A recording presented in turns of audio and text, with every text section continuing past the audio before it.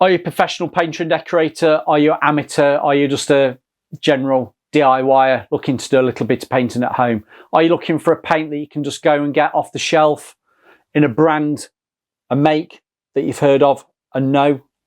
Crown. Have you tried this paint? Well, I'm just going to do a bit of a review on this. Stay with me and let's see what we think of it.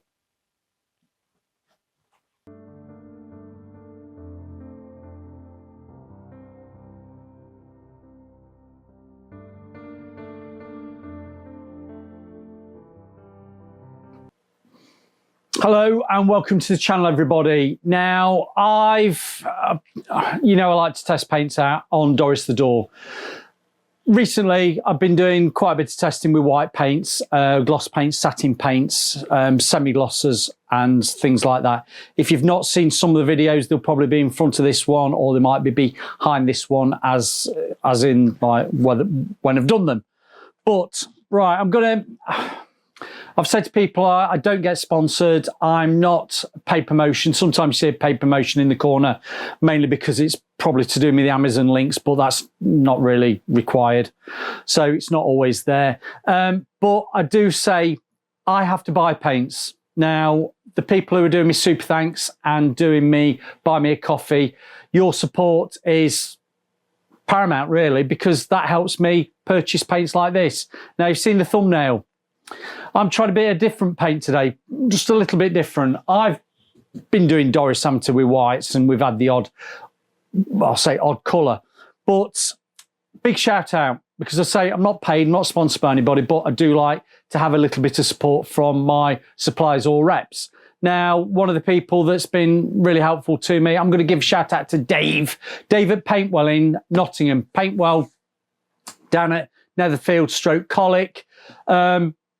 Dave sorted me out with a really good price.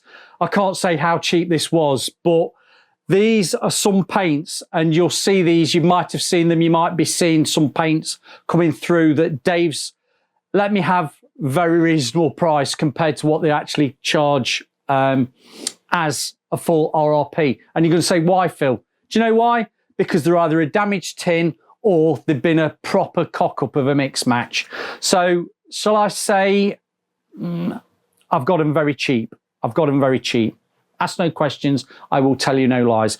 But one of these paints is, I thought I saw it on the side on their palette of all the odds and sods that you could pick up for a £5, £10 for a tin of paint. I saw this acrylic. You can see acrylic eggshell from Crown. It's not a paint that I've tried on the channel. It's not a paint I've actually used for a long while. And I thought it might be worth giving Dpris a coat. Now you're going to say, what's special about this? I'll jump around on this. If you're looking for a paint that you can colour drench with and you want an eggshell finish, you can use this. And you're going to say, what do you mean? You can use this on your ceilings, you can use it on your walls, you can use it on your woodwork. Why is that? This is an alternative to an oil-based eggshell paint. It's water-based. It's touch dry in 1 to 2 hours. Your recoat time is 4 hours. Your traditional oil-based paints are, let's call it, next day. So this is a hard-wearing, durable, I'm going to see what it says on the side of the can. It's a hard-wearing, durable finish that you can use on your walls if you want an eggshell finish without having to think you've got to go to actually a traditional emulsion. This is water-based. This will apply easy. This will dry quick. You won't have the smell. Whereas if I was back in the day, and I'll go back 25 to 30 years, when you might be doing a room out that needed to be in an eggshell finish, it would be oil-based. You'd either have the choice of an oil-based paint or an emulsion paint. Sometimes you wanted a harder wearing finish, and that would be eggshell in an oil-based finish. You can do that now with a water-based paint. And this is an acrylic, water-based, eggshell, which you can use on your ceiling in your walls or your woodwork trim if you're in America. I've got Dpris the Door, so this is going to be a little bit of a test on woodwork. So let's just give you some bit of information on this. If you are using this on walls that are powdering, there's a little bit of a problem to it, and you might need to do some preparation on that surface. Check the back of the can, read it, please. Read the technical data sheet. It will tell you that you probably want a stabilising solution, and this being Crown, their parallel company, Santex, do a water-based stabilising solution. So if you have got an issue with a wall that's powdery, friable surface, it might be better to actually put a coat of stabilising solution over it, which is water-based, before you start applying this. Now, if you are using this as a primer, i.e. over bare substrates, i.e. that could be plaster, it does say thin by 40%. So if you are in a situation where you can't actually get your hands on fresh clean water to thin this by 40% to use as a mist coat or a wash coat, however you want to call it, it does say to use their cover matte primer, which is a Crown product, a Crown Trade cover matte primer. Use that as your mist coat stroke primer before you start applying this. Now, if you are using this as your primer and then you've got to do some filling and rubbing down, it does say to re-mist coat over those areas, and I would probably advise it might be better to, if you've particularly got a lot of areas that you've filled, it might be a lot better to actually coat the whole wall up before you start applying 2 coats of this. Now, you can apply this by a brush, you can apply it by a roller, and I wouldn't think there'd be any problem if you wanted to apply this. I'm just trying to have a look. And you can also apply by airless spray if you like. I would probably say to you, you could probably experiment and probably give a go with HVLP if you thin that paint enough to actually get it through your spray tip needles, i.e. a 1.8 might be ideal. So that said, I think I've really covered everything. Let's just see what it says. It's quick drying, virtually solvent free, durable washable finish. Now, I'm going to give this a coat. I'm going to give Dpris the Door a coat of paint with this. We are slightly a tinge of green to it. This is why this has been a mismatched colour that somebody's had made up. It's not been the correct colour that they've wanted, and it's obviously gone back onto the selling off cheap palette, which has suited me because I picked up these really cheap from Dave down at Paintwell.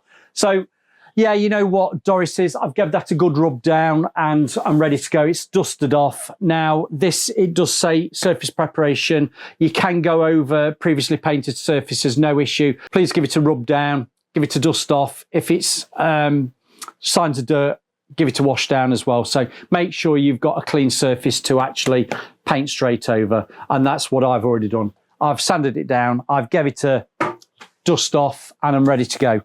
You know what I'm like. I've got my paint tub. I've got my Nor Heritage brush, which is beautiful for testing these paints out. I'm just going to see what it's like to apply. I'll just talk you through it as I'm doing this here. I'll just give you a talk through as I'm applying it. It's only a 4-hour recoat time, so I'll come back later this afternoon and see what it's like and give it another coat, and then we'll give you a bit of a sum up. So we can keep this under 25 minutes, I think. But I would just say, always be mindful of the surface you're going over. If you think you have a suspect surface, i.e. you've got concerns that it might be too glossy or a bit of an issue, please use a dedicated grip coat primer if in doubt. Saying that, Dpris the Door's been painted in water-based glosses before. I've given it a good rub down to dull down, lose that sheen. I don't know whether you can probably see how well that's been rubbed down, but the key is there, i.e. sanding it down provides a key. Don't want to tell you how to suck eggs, grandmother, but you know where I'm coming from. Right, we're all dusted off. I've got my duster brush. We've done all the usual. Again, if you've not seen the channel before, I do like to tell you how to paint a door properly. Start with your panels and your mouldings. As I've said to you, this is straight out the tin. This is not thinned down, and this is the first coat. For me, this being a different colour is going to be great for future videos. We can see what opacity is like, and likewise, this being a different colour over white, we can see how it's actually covering. Now, I don't need to tell you again, if you are going over surfaces that are deeper in colour than what you're actually using and vice versa, extra coats might be required. So we've got that first panel done. Just knock off the fatty edges around the side.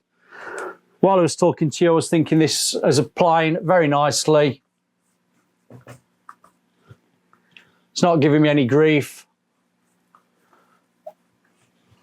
At the beginning, it says I've not used Crown products for a while. The only ones that I probably do use every so often are Crown Clean Extreme. It's a very durable, hard-wearing finish for emulsioning. But to be fair, I've not used any Crown woodwork paints for quite a while. And if any Crown rep wants to reach out to me, please, I'd be very interested to try some of the fast flow again. I've not used any fast flow for a long while. It might be worth trying on the channel. Right, first initial thoughts of that going on. Really nice. It does apply very easily. I'm not seeing any runs or creeps forming. I'd expect this to go on very nicely because I am going over a glossy surface, so it will glide over that surface like a hot knife through butter. So I'm going to carry on now, and I will see you later when we're ready to get a second coat on it. So far, so good.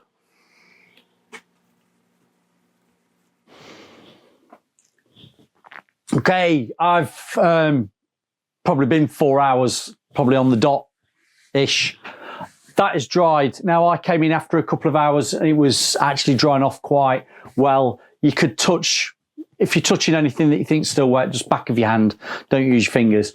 It was drying off, but it felt that tackiness, you know, when it's just starting to turn between being a liquid to a solid state. It's now nice and dry. I don't know whether you can see on the camera if I drop it down. There's actually a very nice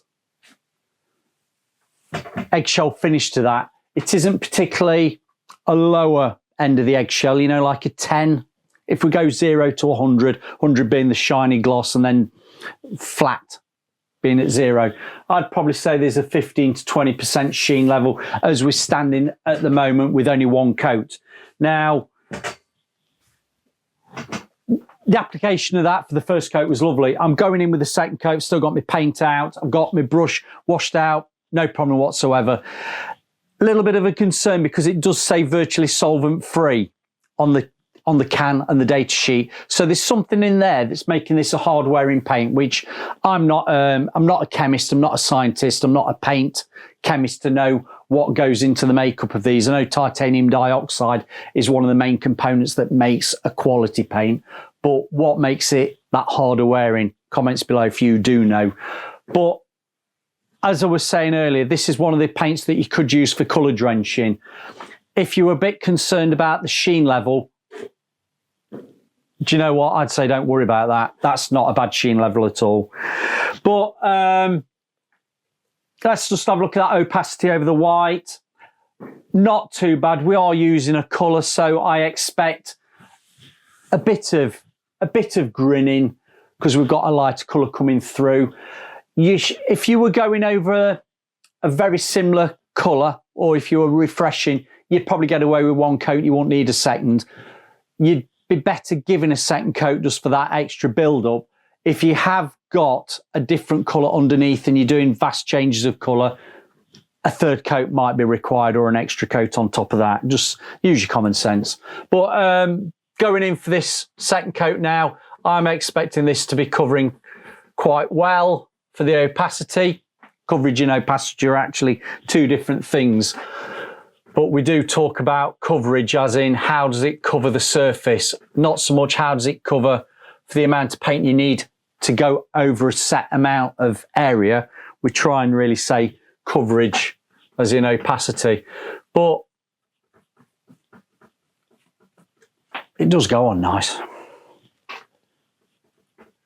I was trying to think earlier where I last used acrylic eggshell with Crown, and I think it's probably on some of my rental properties when I just wanted a quick turnaround of coating up in the morning, coming back in an afternoon and getting a second coat on. Now, without testing it, is this one of these paints that if I used it on a null post, if I used it on a handrail, would it soften up? If you've tried this paint and have that experience, please tell me in the comments below. Is it a paint that we have issue or could have issues with for hand grease? I'm not sure. I'm only testing it on Dpris the Door.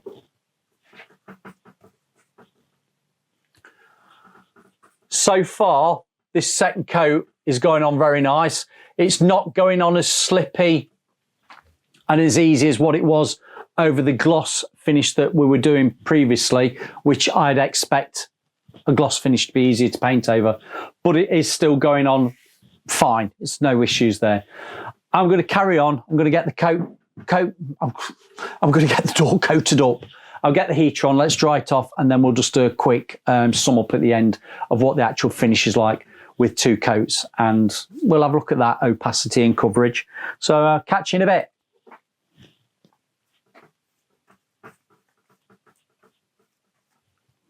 Hockey docky, I say hockey docky as Manuel would say. I'm back now. I've not been 4 hours for this to dry off ready for another coat. It's actually dry, as I said, couple of hours, dries better on itself. Now, my first impressions of coming in to look at this, opacity coverage looks good. Let's say it, brush marks. I'll bring the camera in a minute to finish off. Brush marks, I can see brush marks in it. This is what I'd expect on what this level of water-based acrylic eggshell is like, i.e., it's not the AquaGuard, it's not the Scuff X, it's not Intact, it's not even, shall I say, Caprol or even Isomat, where there's a little bit better flow of the paintwork. It has left it a little bit brush marky. I'm not saying that if you don't put some paint conditioner in it or a little drop of water, you'd probably get it a little bit smoother. But the flow out, as it is, out the can, out the tin, isn't, let's just say, this isn't Scuff X, but there's a big difference in price. This, let's go with the paintball price. This, if it was in white, you're looking around about that £30 mark. This is retail prices. If you've got a trade account, you're getting it cheaper. If you're looking at this in a tinted colour, you're looking a little bit more expensive than what your prices are for being white. So look on the, I'd say look online, you'll probably see about 40 quid for a mixed colour in 2.5 litres. Look at some of your retail shops, your B&Qs, your Wixers and places like that. Even a Crown Decorating Centre might have special offers on these paints on a mixed colour as a retail price. But let's just say, you know how much Scuff X is. You're looking around about the 100 for that 3.79 litres, whatever it is, that US gallon. You're looking around about that £90 to £100 mark. So value for money wise, you're probably not too bad, around that £30 for a white, but we've got it in a colour and it's a little bit more expensive.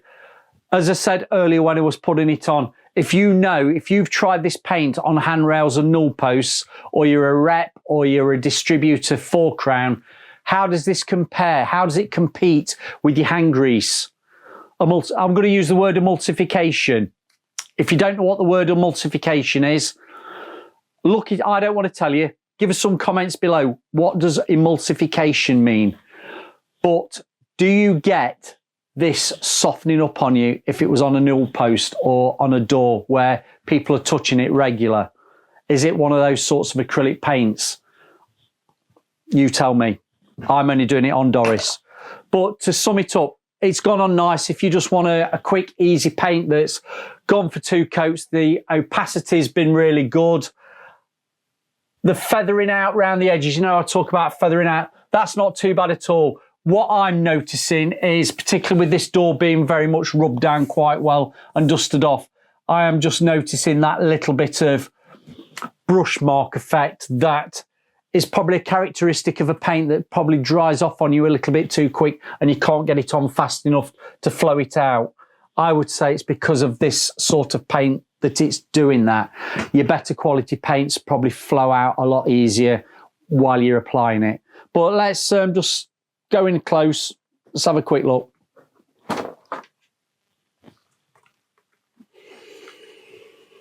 Don't worry, we're finishing off now. You can probably see the ropiness of that. Can we see it? I can see it. You can probably see it. Don't forget, this is a textured wood grain door that's had a lot of paint over it over the last few years of me doing this testing, but I did some brush marks there to see what it was like for flowing out. Can we see that? Yeah, we can. But to be fair, around the mouldings, they're not too bad. They've not gathered up too much, but the laying off element of it has got a bit more brush marks than I like from the paints that he actually use. So, what do you rank to this? Give us some comments below. So to just sum it up, we spoke about those brush marks. Is that a case that I've actually not spent enough money? If I'd have spent another 15, 20 pounds and spent around about the 50 pound mark on a retail price of paint, would I have got a better paint? You tell me, have you used this paint? What do you think to it? Where are you using this paint? Are you happy with it? I'm Phil Beckwith. I'm the professional painter and decorator on YouTube. Thanks for listening to me. Please support the channel by watching the videos at the end, and I'll see you on the next one.